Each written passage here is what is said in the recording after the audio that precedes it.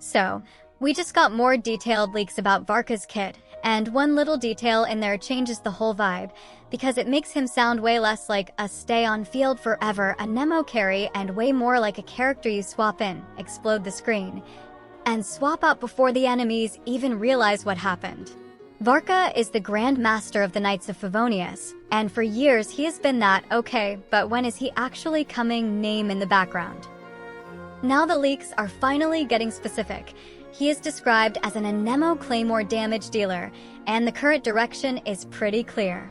This is not supposed to be Bigger Wanderer, and it is not Bigger Chaska either. The older description basically said, Quick Swap Burst Damage Dealer, and more like an Anemo Skirk with her burst playstyle. That comparison is honestly huge, because when people say Anemo Skirk, they usually mean two things. First, most of your damage is packed into a short window, not spread out across a long rotation. Second, you probably want clean setups and a strong support core, because burst-style characters tend to scale insanely hard when you feed them the right buffs at the right time. Now here is where the newer info comes in, and this is the important part. The fresh leak says Varka is an Anemo Claymore, and that he is something similar to either Venti Constellation 2 or the new Hexerite artifact set. Venti Constellation 2 is basically a resistance shred effect. His skill can lower an enemy's Anemo resistance and physical resistance for a short time, and if the enemy is launched into the air, the resistance drop gets even stronger while they are airborne. So if Varka has a similar mechanic, it could mean he has his own built-in way to reduce enemy resistance, either in general or on a special target he hits or launches, which would instantly explain why he might hit so hard in a short burst window. The Hexerite set is a different kind of value. It gives attack as a 2-piece bonus, and then the 4-piece says, after your normal attack, charged attack, elemental skill, or elemental burst hits an enemy, you gain a 6-second buff that boosts your attack a lot, and if you have completed Witch's homework, that upgraded buff also gives you a big chunk of crit rate. It can still trigger even when you are off-field. So if Varka's kit has something like that, it could mean he can activate a short, powerful buff condition very easily, maybe even from off-field, and then swap in to cash out a burst. That is why this comparison matters so much. It is either he brings resistance shred, or he has a built-in way to trigger a short, high-value damage buff, and both fit the whole quick swap burst idea perfectly. And then it says something else that people are already arguing about. His best team is supposedly double Anemo and double Pyro, and that it is his best setup by a wide margin compared to other teams, but he is not strictly locked to it. If Varka really is quick swap burst style, then it makes sense he wants teammates that let him burst on cooldown and keep his short damage window consistent. The leak also says he deals mixed Anemo and Pyro damage, which is wild on paper. It could mean he has some built-in Pyro hits, or some kind of conversion mechanic, or a special interaction where Pyro is part of his damage profile even if he is still an Anemo unit. Either way, it explains why the double Pyro idea shows up at all. And this is where that Anemo Skirk line becomes interesting again. Skirk ended up having a very clear partner in Escoffier, and that dedicated support idea is exactly what makes some modern carries feel complete. So when an older leak labels Varka as Anemo Skirk, and a newer leak says his best team is a very specific double Anemo, double Pyro core, you can start to see the shape. Varka might be designed to have a best-in-slot support environment, and the game might be pushing us toward a specific archetype instead of just slap him anywhere. The twist is, it also says he is not strictly locked, which sounds like the best outcome. Strongest in a perfect team, still playable outside of it.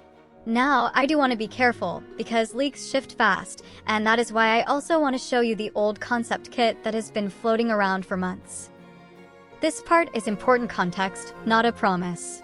It is over 5 months old, so do not treat it as final. But it is still useful, because you can literally watch how leaks evolve over time. Sometimes the names change, sometimes whole mechanics get cut, but the role fantasy often stays similar. In that older concept, Varka is still a 5-star Anemo Claymore, and even his weapon idea screams burst window. The signature weapon concept had high base attack and a big chunk of crit damage, and then it boosted elemental skill damage, gave you a crit rate bump after you deal elemental damage with skill or burst, and even had a damage increase against enemies under half health.